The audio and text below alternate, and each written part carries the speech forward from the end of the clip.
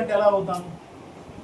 అమ్మాయి ఇది విగ్రహారాధన చేయకూడదు, అమ్మాయి ఇది తప్పు చేయకూడదు, అమ్మాయి ఇది తప్పు ఇది చేయకూడదు, ఇది రాదు చేయకూడదు, అంతే అంటే అయిపోయా. చేయకూడదని దొరకంట వాళ్ళు వేరే వాళ్ళని పిలుచుకొని చేసుకుంటే చేసుకోని, నీకేం నష్టం? జీవనాధారం పోతే అనుకుంటే ఎలాగా? జీవనాధారం మన ప్రభువే. ఆ వాక్యము పౌలు గారు చెప్పారు కదా, బోధ చేసేవాడు దాని మీద బ్రతకాలని. దాని మీద బ్రతకాలని అంటే బ్రతకడానికి కాదు చేయాల్సింది, ఉంటేనే బ్రతకాలి. అంటే ఇప్పుడు నేను బోధ చేస్తున్నాను కాబట్టి మీరు నాకు ఇవ్వండి అంటే అది కాదు. మీరు ప్రేరేపణతో ఇవ్వాలి, నేను తీసుకోవాలి, అంతవరకు. That's it.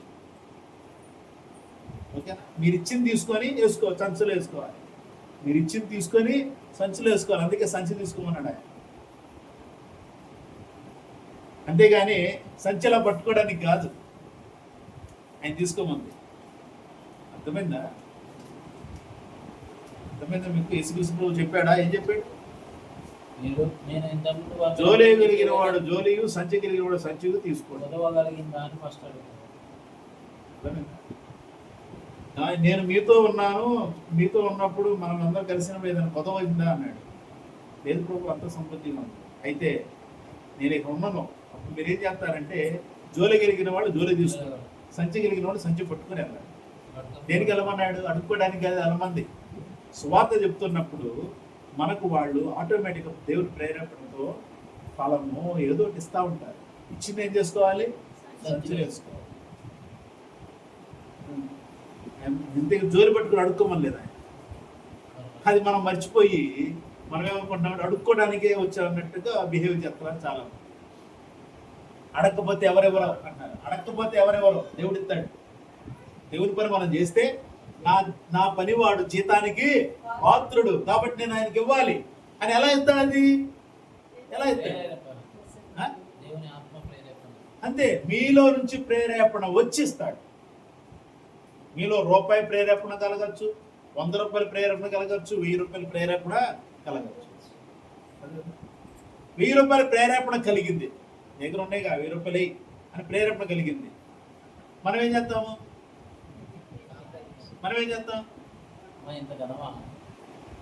ఏంటి అది ఇది రాంగ్, అది కరెక్ట్, సరైన ప్రేరేపణ కాదు. వాళ్ళకి అక్కడ 100 రూపాయలు చాలు అని చెప్పి 100 రూపాయలు. అర్థమైందా? అప్పుడు నష్టపోతావు, 1000కి 1000 నష్టపోతావు. నీకు అర్థం కాదు,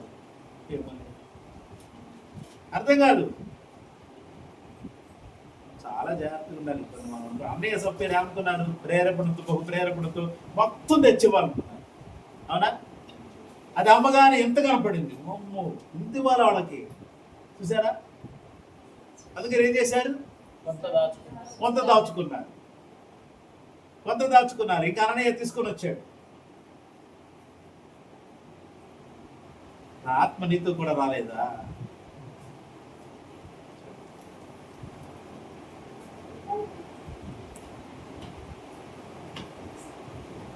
నిజమే. అపవాదిగాడు కూడా తన ఆత్మను మన దగ్గర ఉంచాలనుకుంటాడు. దేవుడు తన ఆత్మను మన దగ్గర ఉంచాలనుకుంటాడు.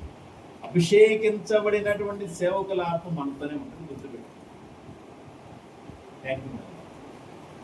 ఎవరి ఆత్మ ఉంటుంది? అభిషేకించబడిన సేవకుల ఆత్మ ఉంటాయి. అపవాదిగాడు అంటాడు. కాబట్టి మనము ఎవరైనా సరే, నువ్వైనా నేనైనా, సేవకు వచ్చింది దేవుణ్ణి మహిమపరచడానికి, ప్రభు వచ్చింది దేవుణ్ణి మహిమపరచడానికి, కానీ తాను మహిమ పొందుకోవటానికి కాదు. యేసుక్రీస్తు ప్రభు వారు వచ్చింది తండ్రి అయిన దేవుడిని మహిమపరచడానికి, అంతేగాని తనంతట తాను మహిమను పొందుకోవటానికి రాలా. అలాగే సేవకులైన విశ్వాసులైన దేవుడు మీకు ఆత్మచేత అభిషేకించి వరాలు ఇస్తే అవి దేవుని మహిమార్థమే మీకు దేవుని చేత ఇవ్వబడ్డాయి, కానీ మీరు మహిమ పొందుకోవటానికి కాదని గుర్తుంచుకో. నేను ప్రార్థన చేస్తేనే స్వస్థ వచ్చింది, తప్పది. ఆ మాట తప్పు. రండి, అద్భుతాలు జరుగుతున్నాయి, సేవకులు ప్రార్థన చేస్తే అని చెప్పి ఒకడు అంటాడు. సేవకులు ప్రార్థన చేస్తే అద్భుతాలు జరుగుతున్నాయా?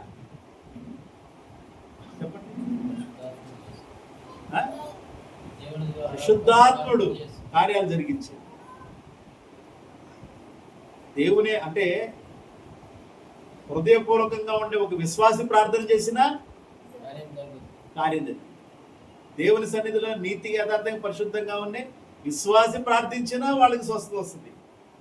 ఎవరికైనా సరే మీరు హృదయపూర్వకంగా ప్రభు బాధపడుతున్నాను ఒకంటే ఎమోషనల్గా మీరు ఫీల్ అవుతూ అవతల కోసం బాధతో ఉన్న వాళ్ళ కోసం ప్రార్థన చేయండి, అద్భుతం జరిగింది. ఒక సేవకుడి చేస్తేనే జరగదు.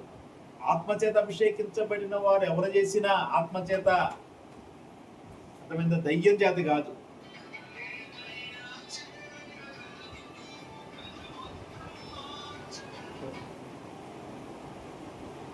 విగ్రహారాధన చేసే వాళ్ళు ప్రార్థన చేసినామని ప్రార్థన చేస్తే అద్భుతాలు జరుగుతాయా? ఒకవేళ జరిగితే ఎవరు చేసే అపవాదే. వాళ్ళు కూడా అంటారు, ఒకసారి నేను ప్రార్థన చేశాను ఫలానా వాళ్ళకి అద్భుతం జరిగిందండి. ఆయన నువ్వు విగ్రహారాధికుడు అయింది వాళ్ళకి అంటే తెలుసుకున్నాడంటే యేసు గురించి తెలుసుకున్న తర్వాత ప్రార్థన చేశాడు. మరి యేసుని వెంబడించట్లేదు. మళ్ళీ ఇలాంటి వాళ్ళు అప్పుడప్పుడు తారసపడుతుంటారు. చాలా జాగ్రత్త. ఇదేమైనా దేవుని బిడ్డలముగా మనము జీవించడానికి తాపత్రయపడాలి. రైతులు హల్లెలూయా. ఎంత నష్టం వచ్చినా ఎంత కష్టం వచ్చినా, నష్టం వస్తుంది కష్టం వచ్చింది అని చెప్పి మాత్రము భయపడి మనం ఏమాత్రము కూడా దేవునికి వ్యతిరేకంగా చేయదు. కాబట్టి అపోస్తలుడైన పౌలు హెబ్రీయులకు రాసినటువంటి పత్రిక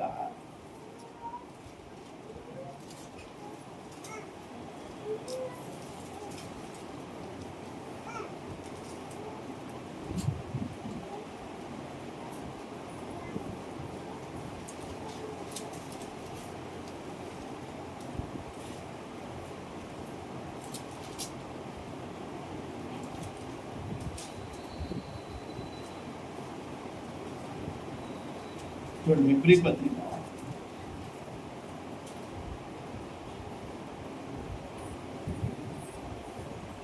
అధ్యాయం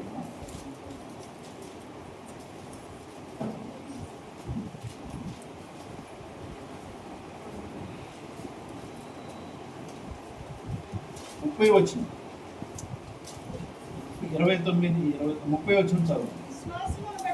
విశ్వాసమును బట్టి 7 దినముల వరకు ప్రదక్షిణము చేయబడిన తరువాత ఎరికో గోడలు కూడిరా. విశ్వాసమును బట్టి రాహాబను వేశ్య వేగుల వారిని సమాధానముగా చేర్చుకున్నందున అవిధేయులతో పాటు నశింపకపోయింది. గుర్తుపెట్టుకోండి, రాహాబను వేశ్య విశ్వాసాన్ని బట్టి ఏం చేసింది? ఆమె వేగుల వారిని సమాధానంగా చేర్చుకుంది. అవిధేయులతో పాటు నశింపకపోయింది. తర్వాత ఇంకనూ ఏమి చెప్పుదును? గిద్యోను, బారాకు, సంసోను, యెఫ్తా, దావీదు, సమూయేలును వారిని గూర్చి ప్రవక్తను గూర్చి వివరించుటకు సమయము చాలదు. వారు విశ్వాసము ద్వారా రాజ్యములను జయించిరి, నీతి కార్యములను జయించిరి, వాగ్దానములను పొందిరి, సింహముల నోళ్లను మూసిరి, అగ్ని బలమును చల్లార్చిరి, ఖడ్గదారులు తప్పించుకున్నది, బలహీనులుగా ఉండి బలపరచబడిరి, యుద్ధములు పరాక్రమశాలులైరి, అన్యుల సేనలను పారదోలిరి, స్త్రీలు స్మృతులైన తమ వారిని పునరుద్ధానములను మరలా పొందిరి. కొందరైతే మరి శ్రేష్టమైన పునరుద్ధానం పొందుగోరి విడుదల పొందనులకు యాతన పెట్టబడింది. మరికొందరు తిరస్కారములను, కొరడా దెబ్బలను, మరి బంధకములను, ఖైదును అనుసరించిరి, రాళ్లతో కొట్టబడిరి, రంపములతో కోయబడిరి, శోధింపబడిరి, ఖడ్గముతో చంపబడిరి, గొర్రె చర్మములను, మేక చర్మములను వేసుకుని దరిద్రులై ఉండి శ్రమపడి హింస పొందుచు అడవులలోను, కొండల మీదను, గుహలలోను, సొరంగములలోను తిరుగులాడుచు సంచరించిరి. అట్టి వారికి ఈ లోకము యోగ్యమైనది కాదు. వీరందరూ విశ్వాసం ద్వారా సాక్ష్యము పొందిరి. వారైనను మనము లేకుండా సంపూర్ణులకు కాకుండా నిమిత్తము దేవుడు మన కొరకు మరి శ్రేష్టమైన దానిని ముందుగా సిద్ధపరచను గనుక వీరు వాగ్దాన ఫలమును అనుభవింపలేదు.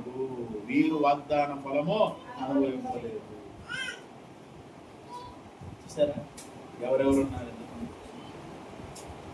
విశ్వాసము ఇప్పుడు రాహాబుని వేశ్య విగ్రహారాధిక, ఆమె అన్యురాలు.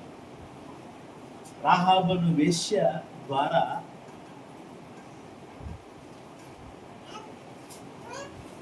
దేవుడు ఏ కార్యాలు చేశాడు ఆమె తెలుసా? సమాధానంగా ఆమె చేర్చుకుంటారు.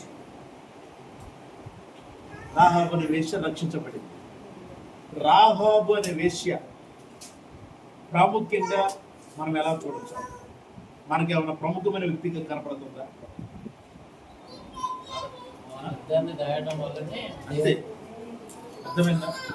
వాళ్ళిద్దరిని వేగుల వారిని దాయటం వలనే ఆమె ఆమె మనకు కనబడుతుంది. ఇంక వేరే ఏం లేదా? ఓకే, అయితే మత్తయి సువార్త ఎలా అలా అయితే వాక్యంలో ఉన్నదాన్ని మర్చిపోతే ఎట్టండి బాబు.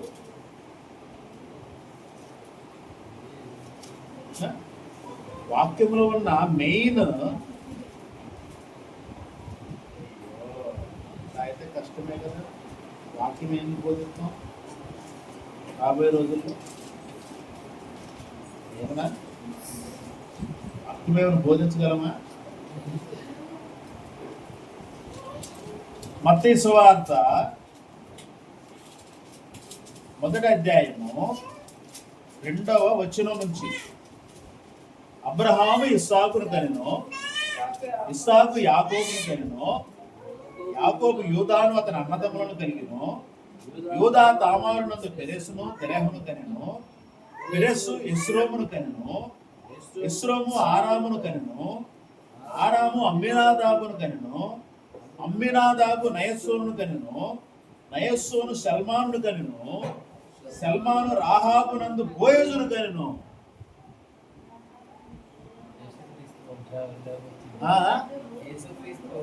రాహాబు అనే వేశ్య ఎక్కడుంది? యేసుక్రీస్తు వంశావళిలో ప్రథమ స్థానంలో ఉంది.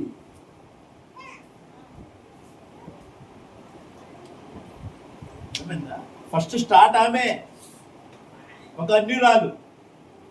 దేవుని ప్రణాళికను మనం ఎవ్వరం కూడా గుర్తించలేము. గుర్తుపెట్టు. ప్రైజ్ ది లార్డ్, హల్లెలూయా. రాహాబును వేశ్య సల్మాను ద్వారా ఎవరిని కంది? బోయజ్ ఎవరు? ఇంకా తేలిక అర్థమైనా చెప్పండి. దావీదు తాత ఎవరు? దావీదు తాత. రూత్ ఎవరు? రూత్ ఎవరు? సరే, ఆమె జాతి ఏంటి? ఆమె జాతి ఏంటి? మోయాబీరాలు.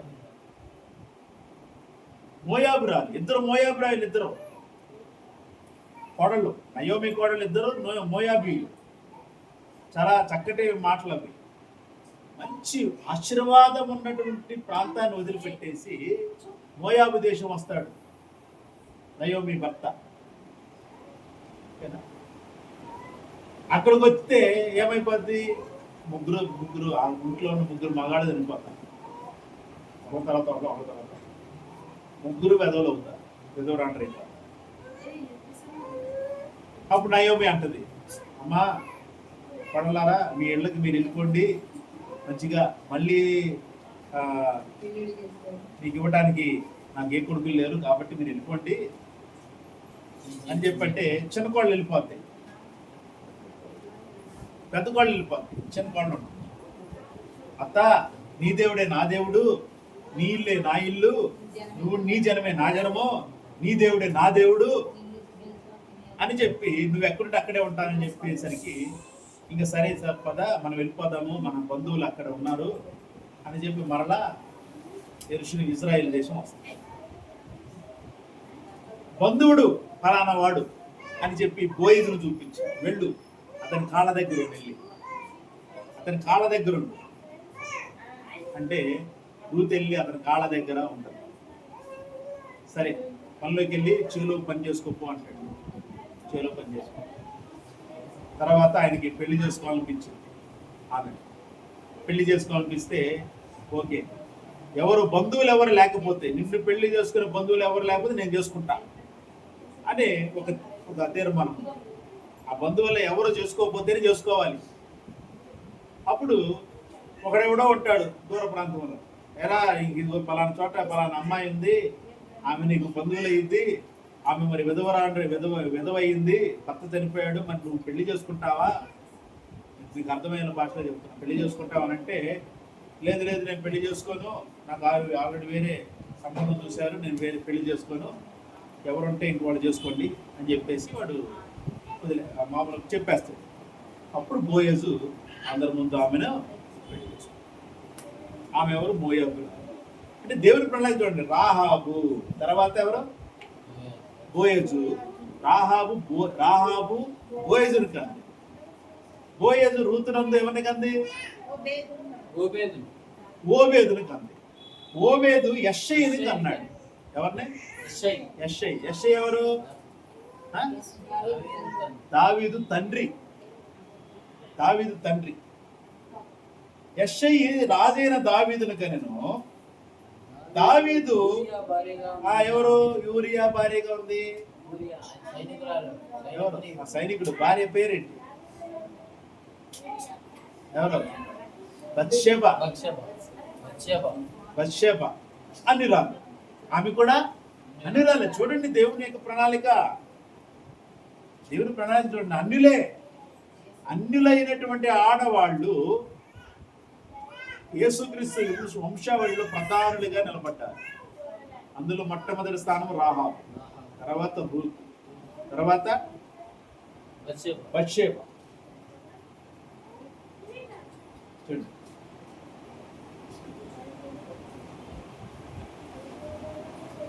రాహాబు, రూతు, బత్షెబ, వీళ్ళు ముగ్గురు కూడా అన్యులు. అంటే ఇక్కడ మనము విశ్వాసాన్ని బట్టి మనం కొన్ని మాటలు చూసాం. ఈ విశ్వాసములో రాహాబును మనము చూసాము. ఇంకెవరిని చూసాం? తర్వాత ఎవరు? రాహాబు, తర్వాత గిద్యోను, బారాకు, సంసోను, యెఫ్తా, దావీదు, సమూయేలును వారిని గురించి వీళ్ళందరినీ కూడా పరిశుద్ధాత్ముడు ఎందుకు గుర్తు చేస్తున్నాడు మనకు అని అంటే, విశ్వాసములో ఎలాంటి పరిస్థితులు వచ్చినా నిలకడగా మనం నిలబడాలని దేవుడు కోరుకుంటున్నాడు. ప్రైజుల హల్లెలూయా. శుద్ధ దేవునికి మహిమ కలుగును.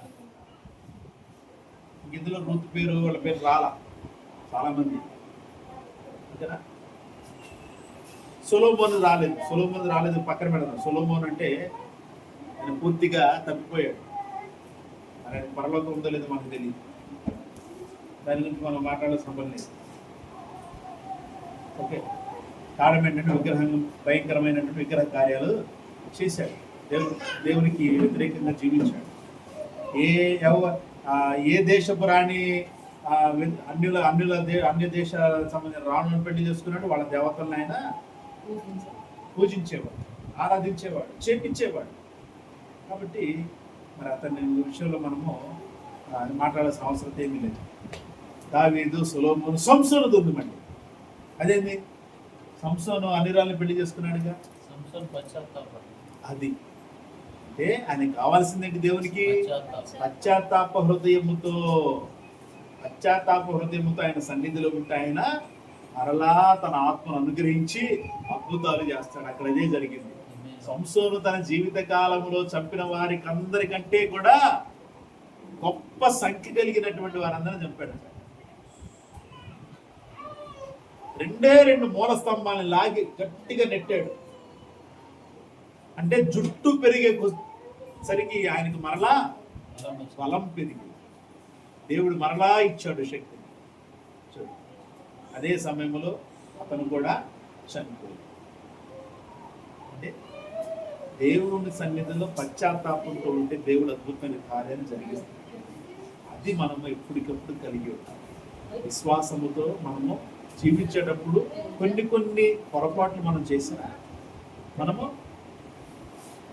దేవుని యందు విశ్వాసంతో పశ్చాత్తాప హృదయంతో ఆయన సన్నిధిలో మనం ఉంటే మరలా దేవుడు మనకు తన శక్తిని అనుగ్రహిస్తాడు. ప్రైజ్ లార్డ్, హల్లెలూయా. పరిశుద్ధ దేవునికి మహిమ. చూడండి, అందుకనే 12వ అధ్యాయం మొదటి వచనంలో ఉంటది, ఇంత గొప్ప సాక్షి సమూహము మేఘం వలె మనల్ని ఆవరించి ఉన్నందున మనము కూడా ప్రతి భారమును సులువుగా చిక్కుల పెట్టు పాపమును విడిచిపెట్టి విశ్వాసమునకు కర్తయు దాన్ని కొనసాగించువాడు నేను యేసు వైపు చూచుచు మన ఎదుట ఉంచబడిన పందెములు ఓపికతో పరిగెత్తుతాము. ఆయన తన ఎదుట ఉంచబడిన ఆనందము కొరకై అవమానమును నిర్లక్ష్యపెట్టి సిలువను సహించి దేవుని సింహాసనం యొక్క కుడి పార్శ్వమున ఆసీనుడై ఉన్నాడు. ప్రైజ్ ది లార్డ్, హల్లెలూయా. పరిశుద్ధ దేవునికి మహిమ కలుగును. నేను అనుకుంటా మీ అందరి ముందు నేను వాక్యాన్ని ప్రకటించడం అవమానం అని నేను అనుకున్నాను. ఆయన పక్కన నాకు స్థానం ఉంటుందా?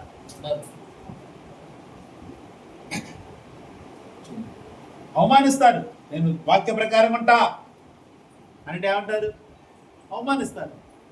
ఇప్పుడు తాళి లేకుండా పెళ్లి చేసినందుకు ఎంతమంది ఏమన్నారు నాకు తెలియదు. అవునా? ఇదే పెళ్లి అనొచ్చు, కానీ ఇదే పెళ్ళి అనొచ్చు, ఇలాంటి పెళ్లి మేము చేయవనొచ్చు, కానీ నాకు అది ఘనత. ఎందుకు? విగ్రహ సంబంధమైన అపవిత్రత నేను చెయ్యకూడదు. అది విగ్రహ సంబంధమైన అపవిత్రత అంటే దట్ సెట్ అయిపోయింది. దాని గురించి మనం మాట్లాడాల్సిన అవసరం కూడా లేదు. బైబిల్ మార్చుకోమని బైబిల్లో ఉందా? లేదు. లేదు. ఉంగరాలు మార్చుకోమని బైబిల్లో ఉందా?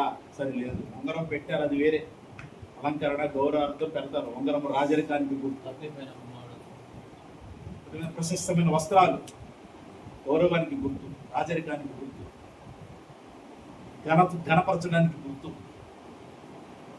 గార్లాండ్స్ దండలో ఘనపరచడానికి గుర్తు, గౌరవానికి గుర్తు. మరి పెళ్లిలో అవి వాడచ్చా? సరే, వాడకూడదు, ఓకే, పక్కన పెడతా. బైబిల్ మార్చుకుందా? లేదా, పక్కన పెడతా. మరి పెళ్ళి ఎలా చేస్తాం? ఉంగరాలు మార్చను, బంగారం పెట్టను, ఏం పెట్టను, పెళ్ళి ఎలా చేస్తాం? పెళ్ళి ఎలా చేద్దాం? ప్రమాణాలు బైబిల్లో ఉన్నాయా? ఉన్నాయా బైబిల్? ఉన్నాయి. ప్రమాణం ఉందా చెప్పు. బైబిల్లో ప్రమాణం ఉందా? మరి ఎలా చేసేవాడు పెళ్ళి? ఎలా చేసేవాడు? నేను ఎలా చేస్తా పెళ్ళి చెప్తాను. నేను ఎలా చేస్తా? పెళ్లి కుమార్తె సిద్ధంగా ఉంది. పెళ్లి కొడుకు సిద్ధంగా ఉన్నాడు. అబ్బాయికి అమ్మాయిని ఇవ్వటం వాళ్ళకి ఇష్టమా లేదా మనకు తెలియాలి. అవునా? మరి అబ్బాయి ఆ అమ్మాయిని చేసుకోవటం తల్లిదండ్రులకు ఇష్టమా లేదా తెలియాలి. ఇప్పుడు ఈ తల్లిదండ్రులు ఆ తల్లిదండ్రులు ఓకే, ఒప్పుకున్నారు పెళ్లి చేయటానికి. ఓకేనా?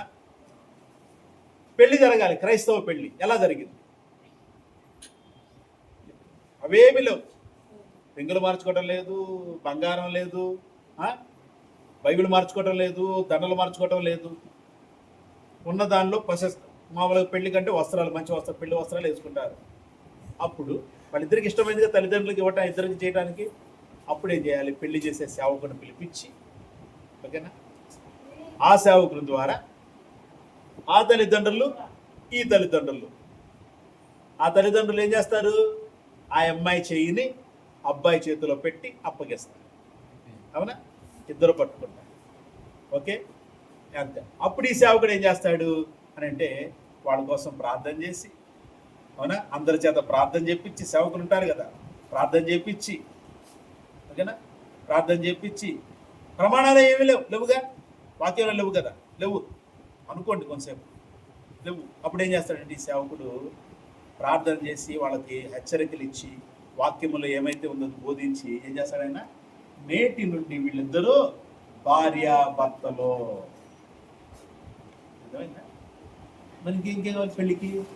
బంధం వేస్తేనే బంధం ఉన్నట్ట చెప్పండి, మెట్టెలు పెడితేనే పెళ్ళి అయినట్ట. బైబిల్ మార్చుకుంటే పెళ్ళి ఎట్లా అయింది? రింగులు పెడితే పెళ్ళి ఎలా అయింది? అంటే ఈ పెళ్లి, క్రైస్తవ పెళ్లిలో ప్రధానం ఏంటంటే దేవుడు ఎలా జతపరుస్తున్నాడో దానిని బట్టి మనము వెళ్ళాలి. నేను చేస్తా పెళ్ళి ఎవరన్నా ఇంకా అభ్యంతరాలు పెడితే ఇంకా ప్రశ్నిస్తే ఇప్పుడు ఆదాముకి గాఢ నిద్ర కలుగు చేసి దేవుడు ఏం చేశాడు? ప్రక్కటెముకను తీసి స్త్రీనిగా చేసి ఆ ప్రాంతాన్ని మాంసంతో పొడిచేసి స్త్రీనిగా తీసుకొచ్చి ఇదిగో నీ భార్య అన్నాడు.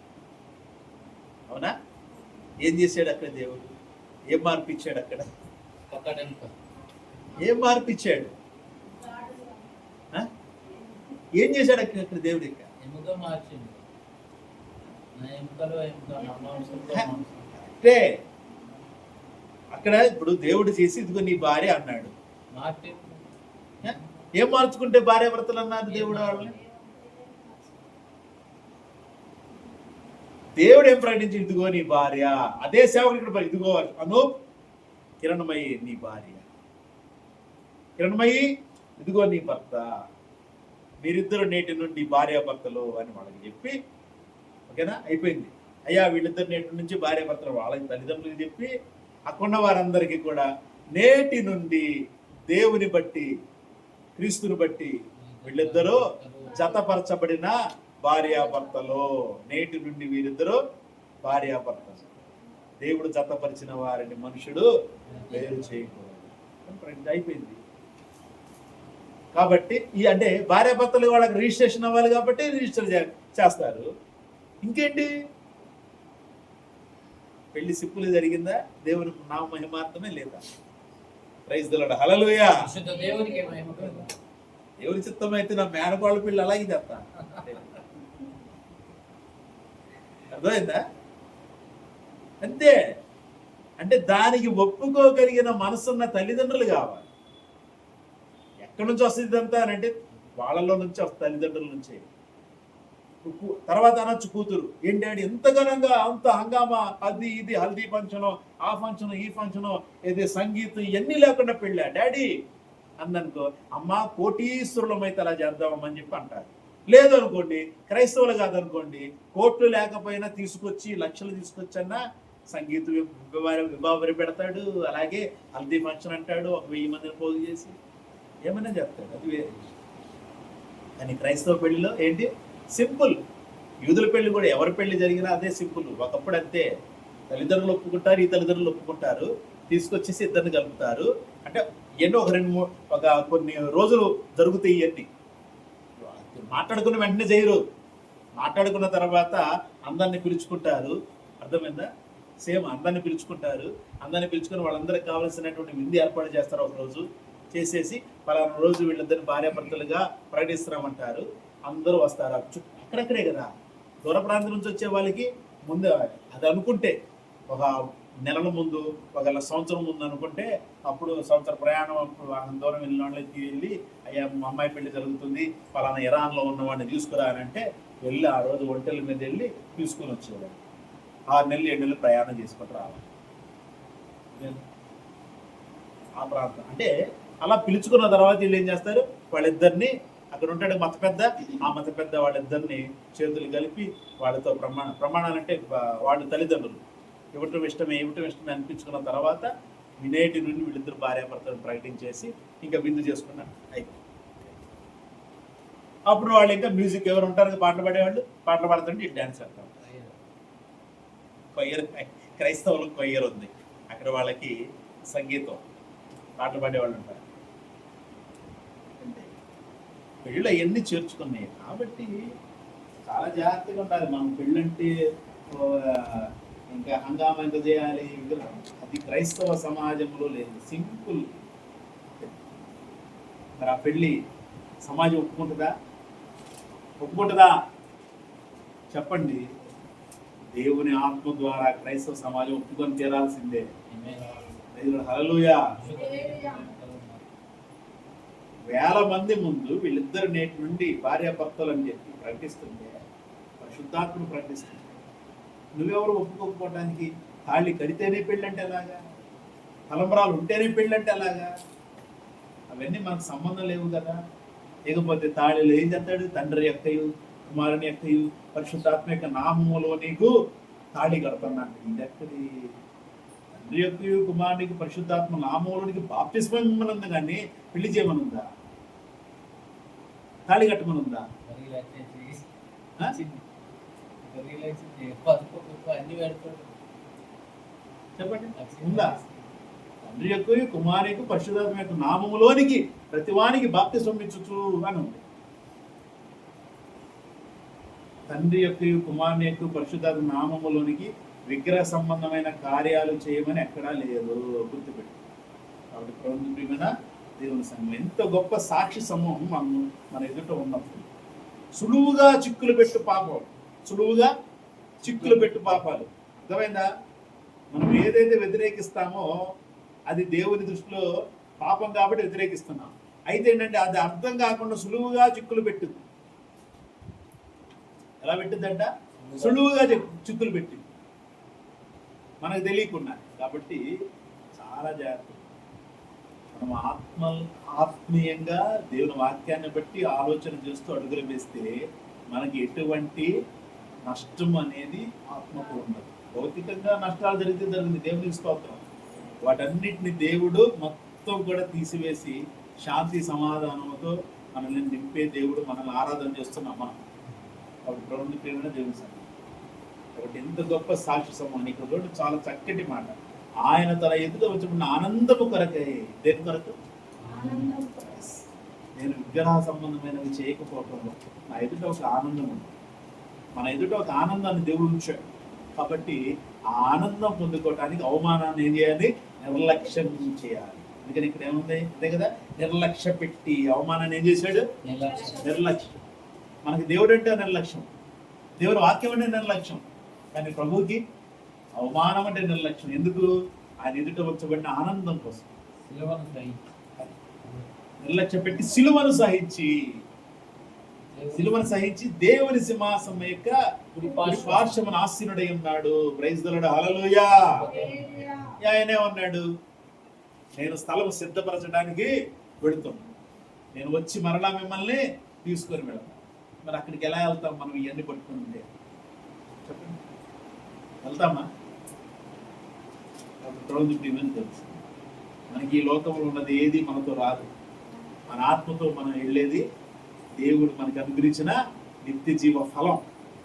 ఆ ఫలమే మనల్ని అక్కడ కూర్చోబెట్టి. కాబట్టి ప్రభువుని ప్రియమైన నిత్య జీవాన్ని పొందుకోవడానికి ఎంత అవమానమైన, ఎంతటి పరిస్థితినైనా మనం భరించడానికి సిద్ధంగా ఉండాలి. దేవుని ఆత్మలో, దేవుని వాక్కులో మనం అభిషేకించబడిన వారమై ముందుకు వెళ్ళాలి. కాబట్టి ఈ మాటలను బట్టి దేవుడు మనల్ని అందరినీ తన ఆత్మతో, తన వాక్కులతో ఆశీర్వదించి అభిషేకించి దేవుడు తన నామానికి మహిమ తెచ్చుకోను గాక. ఆమేన్. ప్రైజ్ ది లార్డ్, హల్లెలూయా. నీతి స్వరూపుడైన యెహోవా ఘనమైన నామానికి మహిమ కలుగును గాక. ఆమేన్. సరే, వాక్యాన్ని బట్టి చిన్న ప్రార్థన సుగుణమ్మ గారు చేస్తారు. పరిశుద్ధుడా అని కొందరు కూర్చోండి కూర్చోండి. ప్రార్థన చేసుకుంటాం.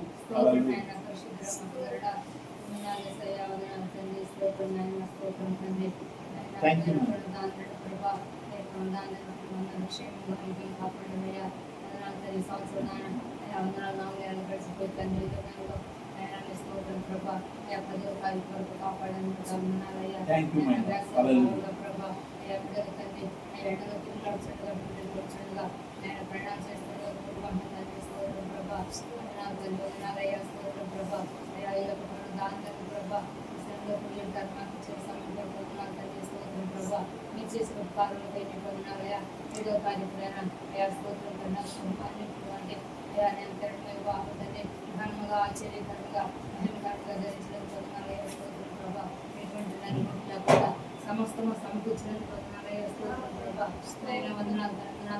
సంఘస్థులందరూ, బంధువులందరూ ఆనందించడానికి ఇచ్చిన ఆ సమయం కొరకు తల్లిదండ్రుల ప్రభా మీరు దీవించండి. చేస్తున్న సేవను ఎవరినైనా ఆశ్రయించే స్తోత్రం ప్రభా. అయాసింటున్నైనా రక్షణ పడడానికి వందనాలు స్తోత్రం ప్రభా. అనేక వాడు రక్షణ పడడానికి సహాయం చేయి ప్రభా. నేను వాడు ప్రభా అయా మంచి ఉద్యోగం మీద దయచేయి ప్రభా. అయా అధికంగానైనా అయా స్తోత్రం ప్రభా. ఆర్థిక అవసరాలు తీర్చాయా సంఘంలో ఉన్న ప్రభా. అయా నీ స్తోత్రం కాబట్టి ఎటువంటి లోటు లేకుండా ఏం లేకుండా సహాయం చేయి ప్రభా. వందనాలు తల్లి స్తోత్రం. ఇంట్లోనైనా దాసుగా పెట్టబడిన ప్రతి మాట పడతాన్ని నిత్యంలాగా ఉంటుంది సహాయం చేయి ప్రభా. విడిచిపెట్టకూడదు ప్రభా. నేను స్తోత్రం ప్రభా. ప్రతి వారు కూడా తండ్రి అయ్యా క్యాన్సర్ నడిచే జీవితాలు కలిసి ప్రభా మాదిరికరంగా ఉంటే సహాయం చేయ ప్రభా. రాహాపని వేసేవారు అయాను మహిమ పొందవయ్యా స్తోత్రం ప్రభా. అడుగుతాను మొయ్య బిగాడు గారు అయాను మహిమ పొందవయ్యా స్తోత్రం అయాన్ని పొందినారు ప్రభా. వందనాలు యేసయ్యా స్తోత్రం ప్రభా. ఆయన ఎంతో మంది గొప్ప కార్యాలు అయా నేను బిడ్డల ద్వారా జరిగించారయ్యా. వందనాలు కానీ మీకు కావాల్సిన ప్రభా నిలబెట్టుకొని తోడునైనా అయా బోధించిన బోధన బట్టి వందనాలయ్యా. అయా మీ స్తోత్ర సంగతులందరూ అయా ఇంకా రాలేకపోయారయ్యా.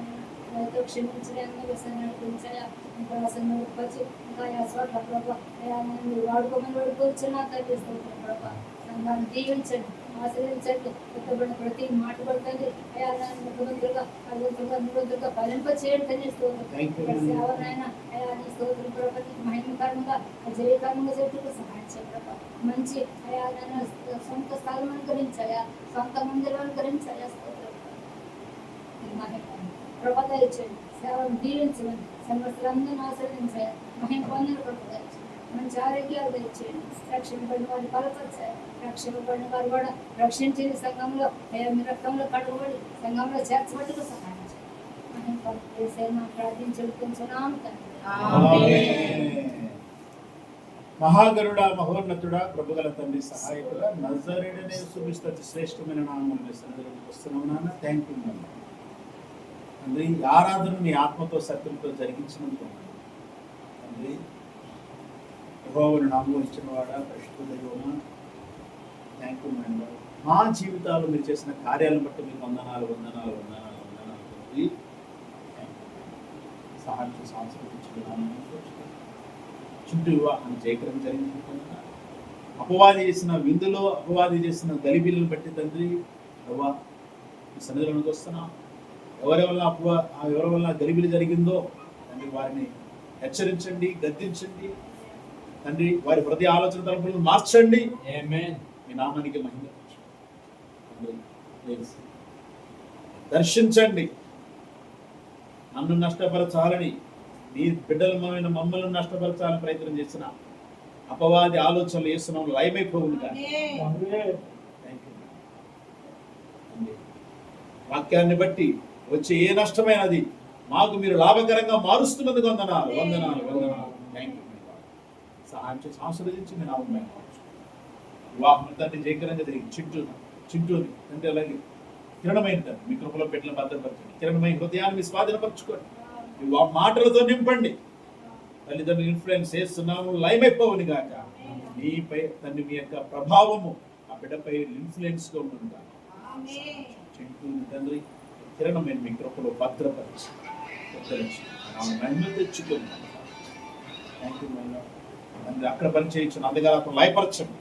మీ ఆత్మశక్తి బిడ్డలతో ప్రతి ఒక్కరిని మీ ఆత్మతో దర్శించి మీ నామని థ్యాంక్ యూ. సహాయం చేయండి నాన్న. పురుగుల బిడ్డలందరూ మీ ఆత్మ ఉంచండి ప్రభా. సహాయం దయచేయండి. Please daddy. ప్రతి బిడ్డకి మంచి ఆరోగ్య బలం శక్తిని దయచేయండి. మీ నామ మహిమార్థమే తండ్రి.